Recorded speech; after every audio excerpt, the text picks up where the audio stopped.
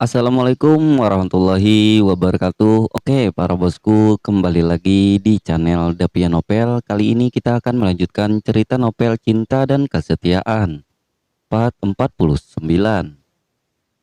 Akan ada pertukaran pelajar untuk setengah tahun dan Jel akan mengikuti itu. Jawab Jelin tidak menghentikan aktivitasnya. Mengapa begitu mendadak? Tanya Pia sedikit bingung karena Jelin belum pernah mengatakan hal ini sebelumnya. Apa ini berhubungan dengan Louis? Tanya Pia hati-hati. Ibu tiga anak itu tidak ingin menyinggung perasaan sang putri. Jelin menghentikan apa yang dilakukannya. Gadis itu duduk di tepian ranjang sambil menundukkan kepalanya. Ia tidak ingin membuat sang bunda khawatir dengan permasalahannya. Tidak, Mam. Louis telah membaik, jadi ini tidak ada hubungan dengan dia. Jawab Jelin berbohong. Gadis itu merasa hal ini tidak perlu diceritakan kepada Pia. Pia menghela napas. Ia tahu putrinya tengah berbohong. Akan tetapi wanita setengah baya itu juga tidak dapat memaksa karena hal itu akan membuat Jelin semakin menyembunyikan permasalahannya. Jadi kau akan meninggalkan Mami? Tanya Pia dengan wajah sedih. Jelin memeluk Pia. Ia tidak bermaksud untuk meninggalkan sang bunda. Hanya saja gadis itu juga memerlukan waktu untuk menata hatinya. Jika ia terus berada di sini, akan membuat kesempatan bertemu dengan Louis lebih banyak. Dan ia masih belum mampu untuk merelakan pemuda itu untuk melupakannya. Tidak akan lama, Mam. Hanya setengah tahun saja, ucap Jelin menghibur sang bunda yang tampak bersedih. Selama ini, Jelin memang tidak pernah tinggal berjauhan dengan sang bunda. Namun untuk saat ini ia harus bersiap untuk tinggal jauh dari keluarga Pratama. Semua itu dilakukan untuk mengurangi rasa sakit hatinya. Sementara itu di rumah sakit, Louis yang telah berhasil melewati masa kritisnya, kini mulai dapat membuka matanya. Pemuda itu menatap sekeliling dan melihat kehadiran Eva sang ibu dan juga Denny sang ayah. Selain itu, ada juga Bella yang masih setia menunggu di sisi pemuda itu hingga kini ia tersadar. Sayang, kau sudah sadar, ucap Eva penuh rasa syukur setelah melihat putranya telah membuka mata. Apa yang terjadi, Ma? Tanya Louis dengan wajah bingung. Pemuda itu kembali melihat sekeliling dan merasa seperti ada yang kurang di sana. Tapi ia sendiri tidak tahu itu apa. Kau terluka karena menyelamatkanku, Louis, jawab Bella dengan tangis yang tak tertahan. Gadis itu bersyukur karena saat ini Louis telah membuka matanya. Louis hanya mengangguk pelan. Pemuda itu tidak dapat merespon banyak karena masih merasakan sedikit sakit di kepalanya.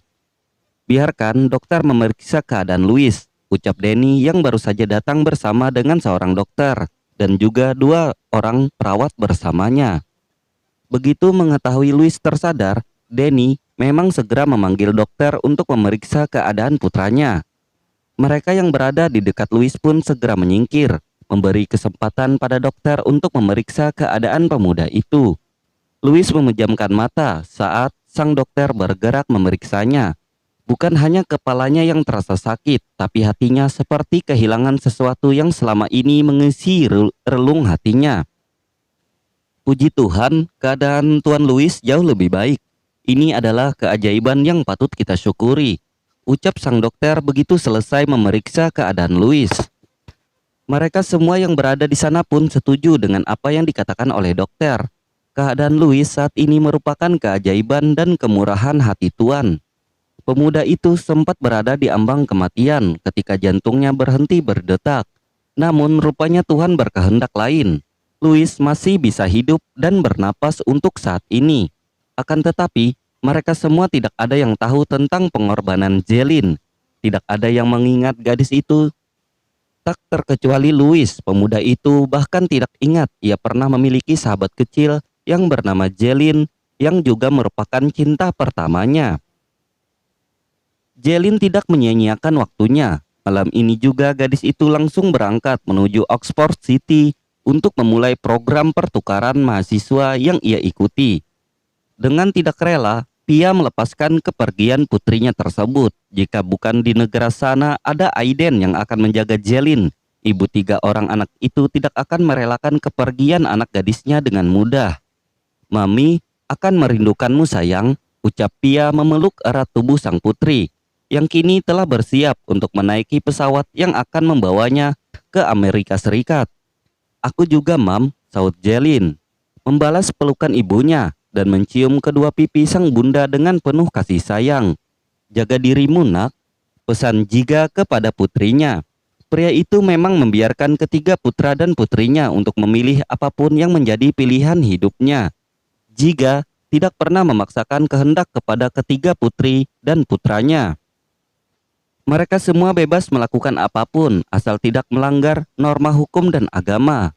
Pasti, Dad, jawab Jelin dengan mengilirkan sebelah matanya.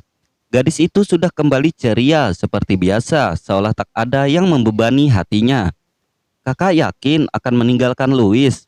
Tanya Juan kepada Jelin, karena ia tahu perasaan sang kakak kepada pemuda yang juga merupakan sahabatnya tersebut. Jelin mengangguk yakin, gadis itu memang telah memantapkan hatinya. Ia sudah merelakan Louis, ia pun memeluk Juan sang adik bungsunya. Jangan nakal ya, jangan suka menggoda para gadis, pesan Jelin yang disambut dengan kekehan keras dari anak laki-laki berusia 15 tahun tersebut. Jelin amat mengenal sifat Juan. Sebagai sang kakak, ia selalu memperhatikan apa yang menjadi kebiasaan adiknya. Selama ini, Juan selalu menjadi pusat perhatian dimanapun ia berada. Banyak para gadis yang mengejar-ngejar pemuda yang baru saja tamat sekolah menengah pertama itu. Tentu kakakku cantik, jawab Juan memeluk erat tubuh sang kakak dengan hampir menitikkan air matanya. Ia kini akan merasa kesepian setelah kedua kakak kembarnya pergi untuk menuntut ilmu jauh di negeri seberang sana. Jelin pun melepaskan pelukan kepada adiknya saat pemberitahuan dari maskapai mulai memanggilnya. Gadis itu melambaikan tangan kepada kedua orang tua dan juga Juan adik bungsunya. Ia pun bergegas menuju pesawat yang akan membawa ke negara Ratu Elizabeth itu. Di rumah sakit, Louis tidak dapat memejamkan matanya. Pemuda itu terus terbayang saat ia berada di ruangan terang dan tengah mencari jalan keluar. Ia merasa ada seseorang yang menuntunnya untuk menemukan kembali jalan pulang. Namun ia sendiri tidak tahu siapa. Yang dilihatnya hanyalah sebuah kalung berbandul bintang yang sepertinya sangat familiar dan tidak asing untuknya. Louis menghela napas panjang, kemudian menghembuskannya perlahan. Pemuda itu mencoba untuk mengingat apa yang hilang dan terlupakan olehnya. Ketukan pintu terdengar. Seiring masuknya Bella ke dalam kamar, gadis itu tersenyum kepada Louis. Pemuda itu membalas senyum Bella dengan sedikit canggung. Entah mengapa ia merasa tidak nyaman dengan kedatangan Bella yang selalu menempel kepadanya. Louis tidak dapat memejamkan matanya. Pemuda itu menghela napas panjang kemudian menghembuskannya perlahan. Louis mencoba untuk mengingat apa yang hilang dan terlupakan olehnya. Namun hingga saat ini ia tidak dapat mengingat apa-apa. Ketukan pintu terdengar, membuyarkan lamunan Louis. Bella masuk ke dalam ruangan tersebut dengan senyum manis yang menghiasi wajahnya. Gadis itu sangat bersyukur karena Louis akhirnya bisa sadar setelah jantungnya sempat berhenti berdetak. Louis, bagaimana keadaanmu? Tanya Bella menarik kursi, kemudian duduk di samping ranjang yang ditempati oleh Louis. Entahlah, aku merasa ada yang hilang, jawab Louis jujur. Pemuda itu tidak dapat menyembunyikan apa yang dirasakannya. Bella, apa ada yang aku lupakan? Tanya Louis penasaran. Pemuda itu bingung menjelaskan bagaimana perasaannya. Bella terdiam, ia tampak berpikir sebentar. Gadis itu juga sedikit heran karena sedari kemarin Louis tidak pernah menanyakan Jelin yang biasanya selalu ada di dekat pemuda itu. Gadis itu juga tidak melihat kehadiran Jelin sejak terakhir putri keluarga Pratama itu menjenguk Louis 2 hari yang lalu. Tidak ada? Memang menurutmu apa yang kau lupakan? Tanya Bella menyembunyikan tentang Jelin. Gadis itu tahu tentang kedekatan mereka dan ia tidak menyukainya. Entahlah. Aku merasa ada sesuatu yang hilang dan tidak dapat aku ingat, jawab Louis memejamkan matanya. Dan lagi-lagi pemuda itu melihat bayangan seorang gadis yang membawa kalung berbandol bintang. Tapi sayangnya Louis tidak dapat melihat jelas wajah gadis itu. Kembali Bella terdiam. Dalam hatinya bersyukur Louis tidak bertanya tentang Jelin, karena jika pemuda itu bertanya, Bella tidak akan sanggup untuk berbohong. "Louis," panggil Bella, karena pemuda itu masih setia memejamkan matanya. Hanya gumaman yang keluar dari mulut pemuda berusia 20 tahun itu sebagai jawaban. "Terima kasih telah menolongku," ucap Bella lirih. Gadis itu teringat di mana pemuda itu mempertaruhkan nyawa demi menolong dirinya. Louis membuka mata, kemudian menganggukkan kepala untuk menjawab ucapan terima kasih Bella. Ia menatap gadis itu, yang kini terdiam dan menundukkan kepalanya. Jujur, pemuda itu merasa canggung dengan kehadiran Bella di dekatnya, tidak seperti kenyamanan yang selalu ia rasakan bersama seseorang.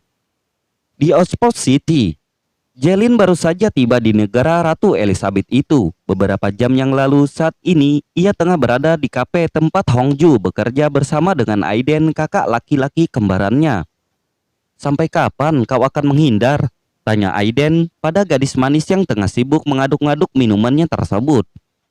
Sebagai saudara kembar, mereka memiliki ikatan batin yang kuat.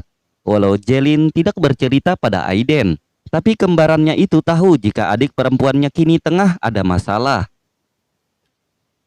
Jelin tidak menjawab, gadis itu menunduk kemudian meneteskan air mata. Hanya kepada Aiden ia dapat menumpahkan segala perasaannya. Walau kakak kembarannya itu sedikit ketus, tapi ia selalu memiliki solusi bijak dalam menyelesaikan masalah. "Lari dan menangis tidak akan menyelesaikan masalah," ucap Aiden menyodorkan tisu kepada sang adik tercinta. Ia paling tidak suka melihat seorang wanita menangis. Menurutnya itu adalah hal yang paling menyebalkan.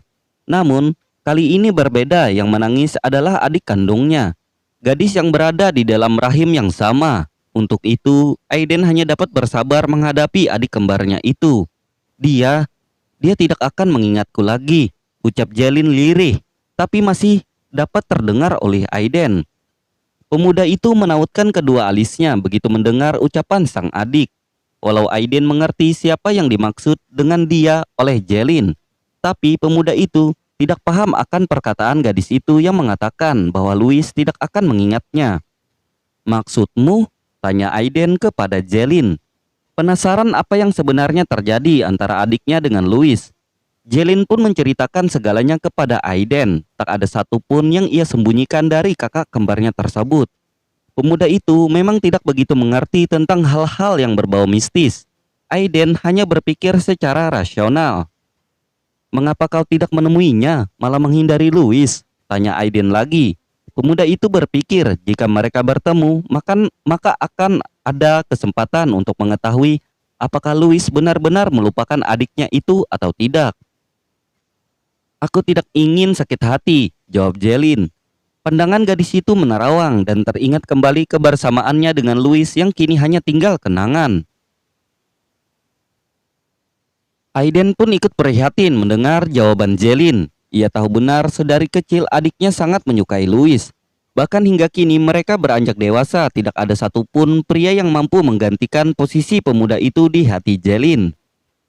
"Hai, kau pasti adik dari Aiden," sapa Hongju, yang baru saja menyelesaikan pekerjaan. Pemuda itu menghampiri meja di mana Aiden dan Jelin berada.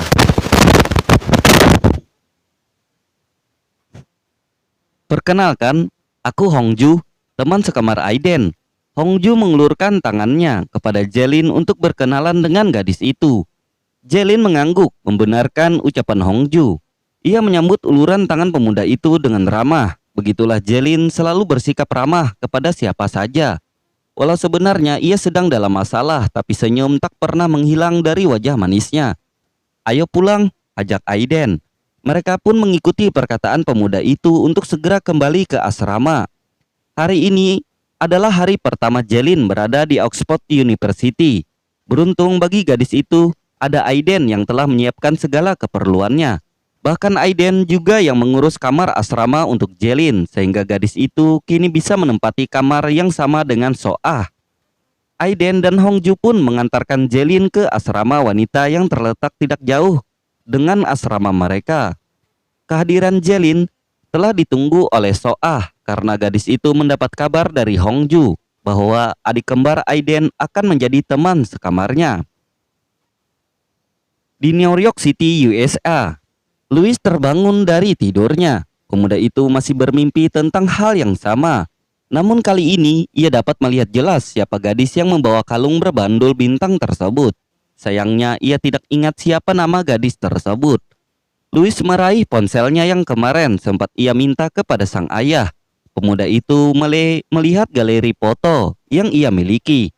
Betapa terkejutnya Louis ketika ia melihat begitu banyak foto gadis yang selama ini selalu hadir di dalam mimpinya. Louis mencoba mengingat-ingat siapa gadis tersebut, namun hingga rasa sakit menyerang kepalanya, ia belum dapat mengingat siapa gadis itu. Menjelang tengah malam, Louis terbangun dari tidurnya. Pemuda itu dikejutkan oleh mimpinya yang lagi-lagi sama seperti yang beberapa hari ini ia alami. Beruntung bagi Louis, kali ini ia dapat melihat wajah gadis yang berada di dalam mimpinya dan pemuda itu melihat dengan sangat jelas.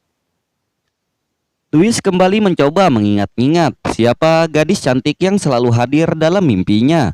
Gadis yang selalu tersenyum manja ketika ia melihatnya.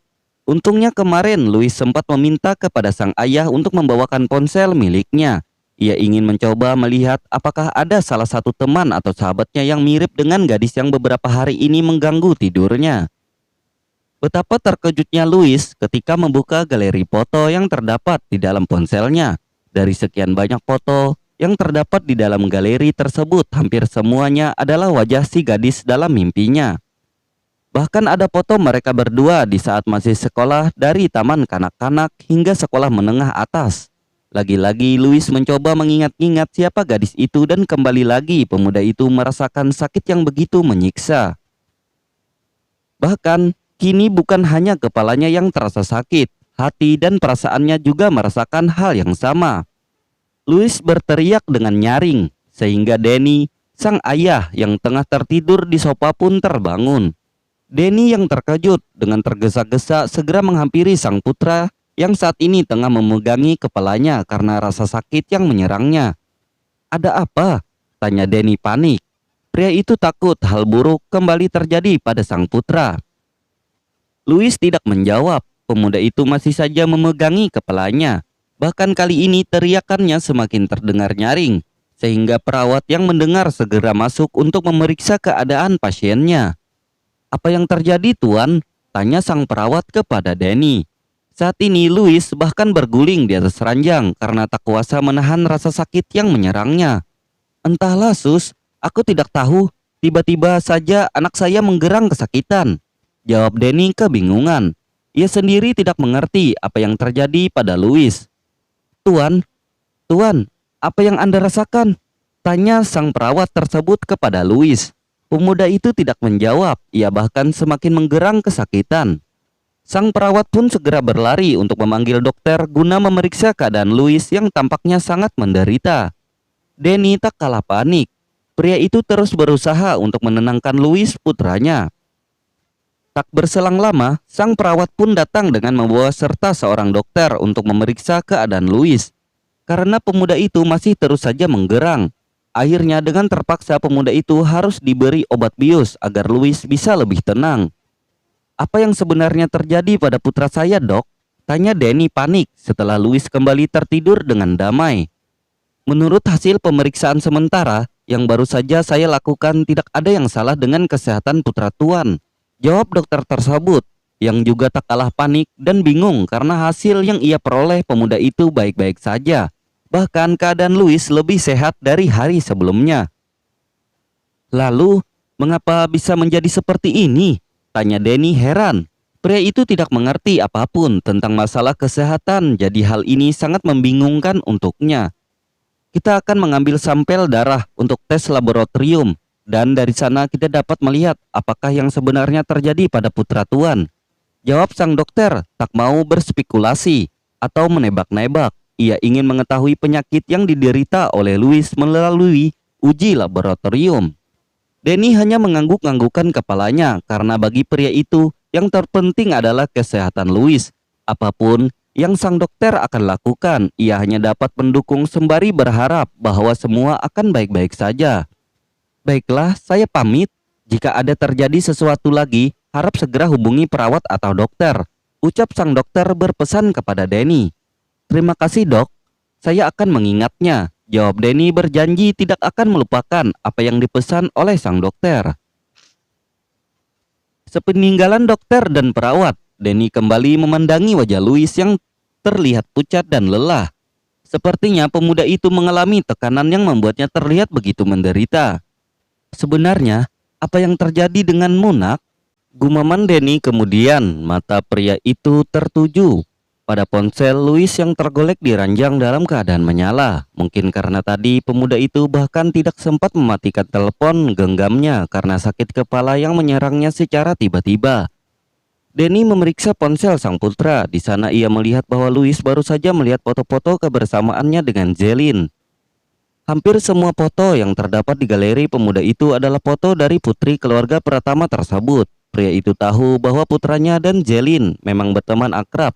Namun ia tidak mengetahui jika sang putra memiliki perasaan terhadap putri keluarga kaya raya itu. Denny menghela napas. Pria itu berpikir mungkinkah ini yang menjadi penyebab Louis merasakan sakit. Apakah putranya tersebut merindukan kehadiran Jeline yang memang sudah berapa hari tidak pernah ia lihat. Bahkan sepertinya putri keluarga kaya itu menghilang. Apakah mereka sedang bertengkar? Ada banyak pertanyaan yang timbul di dalam pikiran Denny. Tetapi tak ada satupun jawaban yang terpikir oleh pria itu. Namun, jika menurut hasil laboratorium Louis tidak mengalami gejala penyakit apapun, maka kemungkinan besar sakitnya putranya tersebut akibat merindukan Jeline yang biasanya selalu hadir menemani hari Louis. Di Oxford City, Jeline merebahkan tubuhnya yang terasa lelah. Setelah mandi dan berendam cukup lama di air hangat, gadis itu merasa lebih segar. Bahkan kini Jeline tampak mengangguk. Mungkin karena selama dalam perjalanan di pesawat gadis itu tidak dapat memejamkan matanya. Ia terus teringat akan Louis dan terlalu penasaran tentang bagaimana keadaan pemuda itu. Jeline hanya dapat meminta bantuan pada Juan untuk menanyakan kabar tentang pemuda yang dicintainya tersebut. Seperti malam ini, padahal waktu di Oxford telah menunjukkan hampir tengah malam. Tapi Jeline malah meraih ponselnya dan menekan nomor sang adik Juan untuk menanyakan tentang keadaan Louis.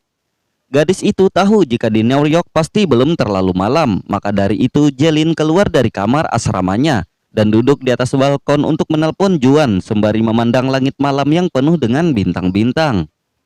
"Juan, kau belum tidur kan?" tanya Jeline begitu sambungan teleponnya diterima oleh sang adik.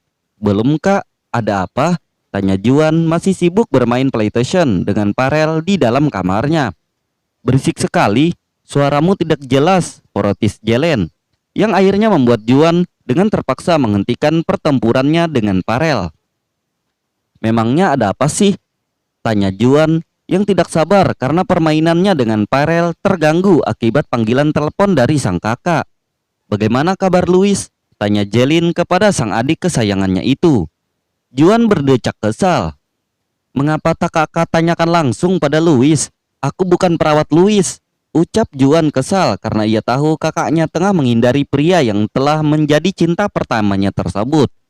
Kalau kakak masih menyukai Louis, seharusnya kakak tidak menghindarinya, tambah Juan lagi.